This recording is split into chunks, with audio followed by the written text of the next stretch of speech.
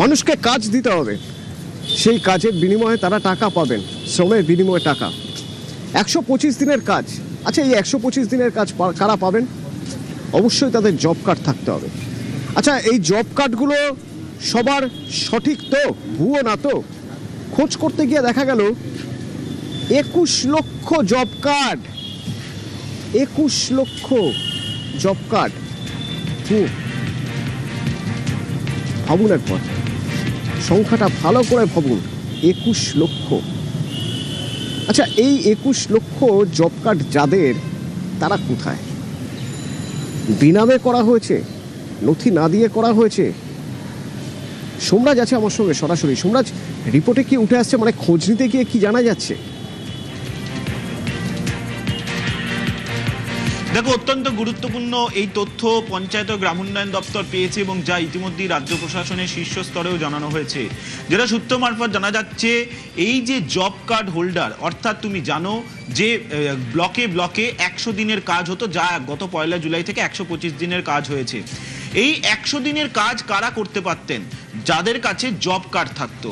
রাজ্য জুড়ে 2,56,00,000 job card holder রয়েছেন এবং সেই জব কার্ড হোল্ডাররা সঠিক, এখানে কেউ ভুয়ো আছে নাকি তা নিয়ে মুখ্যমন্ত্রী শুভেন্দু অধিকারী যাচাই করার নির্দেশ দিয়েছিলেন পঞ্চায়েত ও গ্রাম উন্নয়ন দপ্তরকে।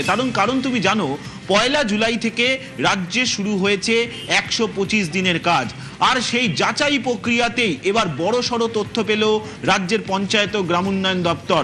সূত্র মারফত জানা যাচ্ছে, এই 125 দিনের কাজ শুরু হতেই যে যাচাই প্রক্রিয়া শুরু করা হয়েছিল, সেই যাচাই প্রক্রিয়াতে এখনো পর্যন্ত 21 লক্ষেরও বেশি অবৈধ জব কার্ড চিহ্নিত হয়েছে। অতনু, সংখ্যাটা কিন্তু অনেকটাই বেশি। 21 লক্ষেরও বেশি অবৈধ জব কার্ড চিহ্নিত হয়েছে, যার মধ্যে এখনো পর্যন্ত ডিলিট করা হয়েছে 15,64,713টি জব কার্ড ডিলিট করা হলো। রাজ্যের 23টি জেলা মিলিয়ে 15,64,713টি জব কার্ড অবৈধ বলছি আমরা। জব কার্ড অবৈধ, অবৈধ মানে কি? মানে যে নিয়ম মেনে একজন জব কার্ড পেতে পারেন, সেটা সেই নিয়মগুলো মানা হয়নি, সেই নথি দেওয়া হয়নি। দেখো, যেটা প্রশাসনিক আধিকারিকরা বলছেন যে প্রথমত এই জব কার্ড অবৈধ কিভাবে চিহ্নিত হয়েছে। এই জব কার্ড অবৈধ চিহ্নিত হয়েছে মূলত ডিজিটাল ভেরিফিকেশন এবং কেওয়াইসির মাধ্যমে। অর্থাৎ এই যে 125 দিনের কাজ শুরু করা হলো, সেখানে 125 দিনের কাজ কিভাবে শুরু করতে হবে তার জন্য একটি গাইডলাইন দেওয়া হয়েছিল।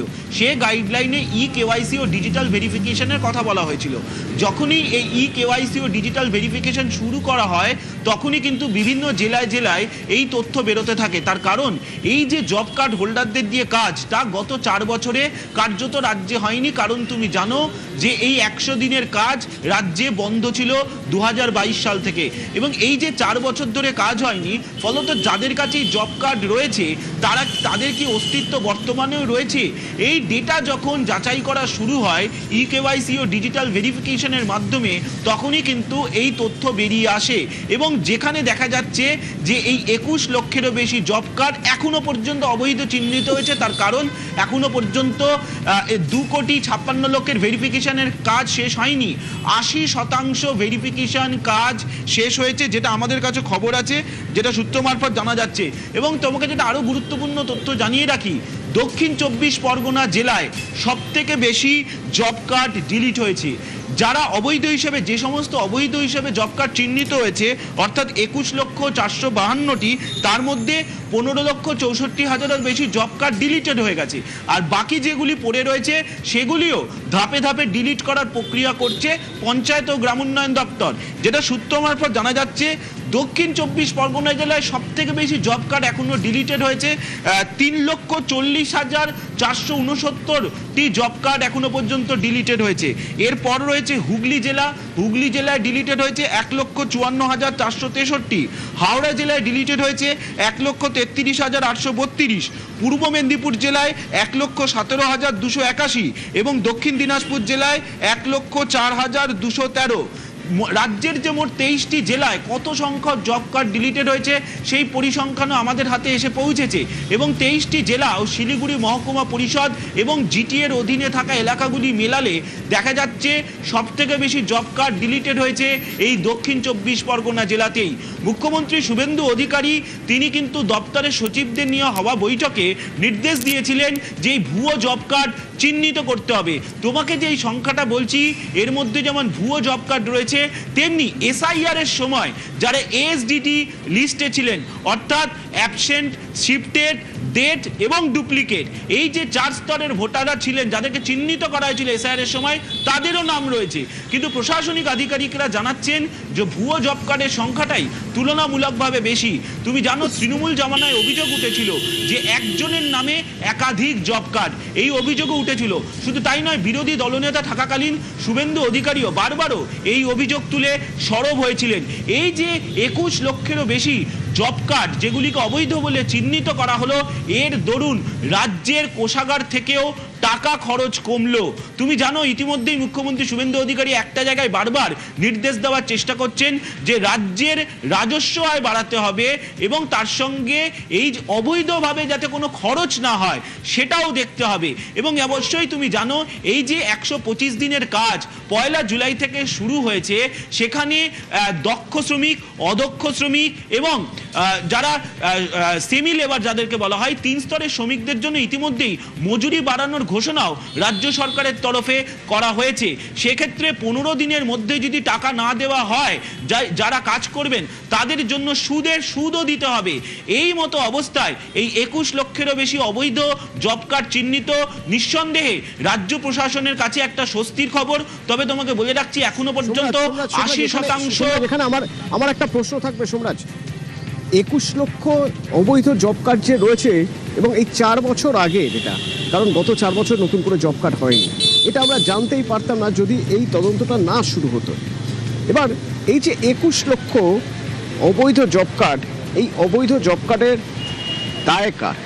দায় নিঃসন্দেহে যারা জব কার্ড তৈরি করিয়েছে বা যারা এই জব কার্ড তৈরি করানোর সুপারভাইজ করেছে, তারা এই সিস্টেমের একটা পার্ট, তারা এই সিস্টেমে এখনো পর্যন্ত রয়েছে। যদি না তাদের চিহ্নিত করে তাদের বিরুদ্ধে ব্যবস্থা না নেওয়া যায়, তাহলে যে সিন্ডিকেট, যে চক্র এইভাবে অবৈধ জব কার্ডের ব্যবস্থা করে যাচ্ছে, তাদের রোখা যাবে না। সে নিয়ে কিছু কথা আছে, মানে একটু কোনো কথা হয়েছে কোনোভাবে প্রশাসনিক স্তরে?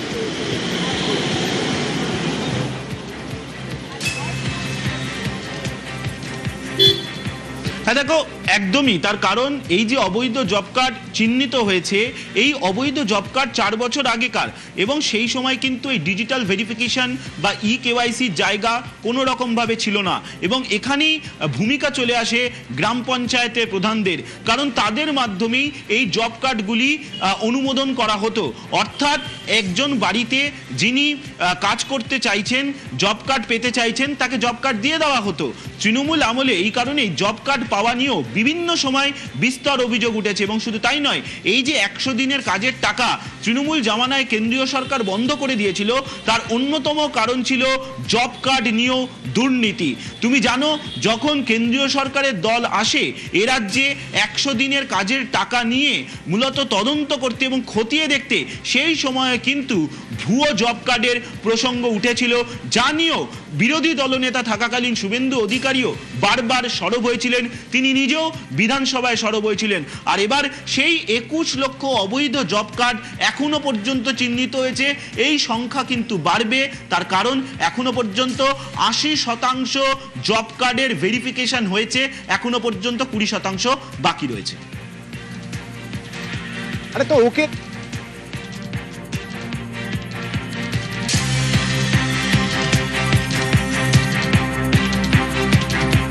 21 লক্ষেরও বেশি জব কার্ড অবৈধ, 125 দিনের কাজের জন্য যখন বড়সড় অভিযান করা হলো, দেখা যাচ্ছে যে রাজ্যের মোট 2,56,00,000 জব কার্ডের মধ্যে থেকে এখনো পর্যন্ত যাচাই করে দেখা যাচ্ছে 21,452টি অবৈধ জব কার্ড পাওয়া গেল। কেওয়াইসি করতে গিয়ে দেখা যাচ্ছে যে 21,452 জব কার্ড অবৈধ, এখনো পর্যন্ত 80% কেওয়াইসি করা হয়েছে জব কার্ডের ক্ষেত্রে।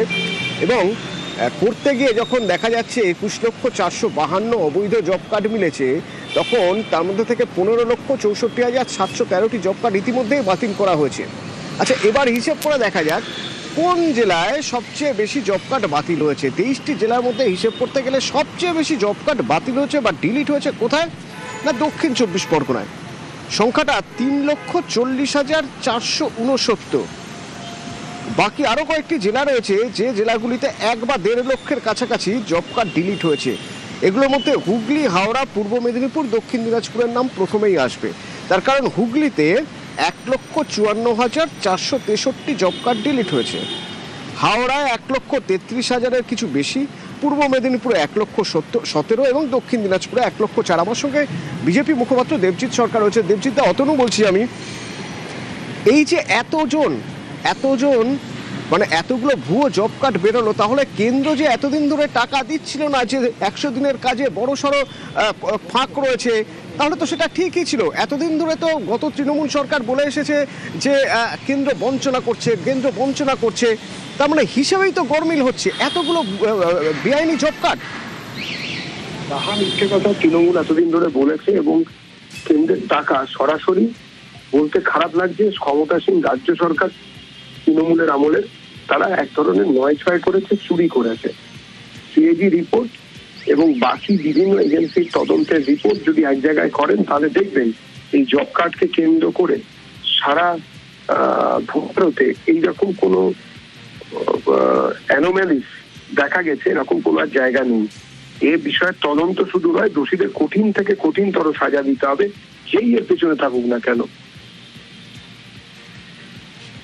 ধন্যবাদ। কৌস্তব বাগচি রয়েছে আমার সঙ্গে।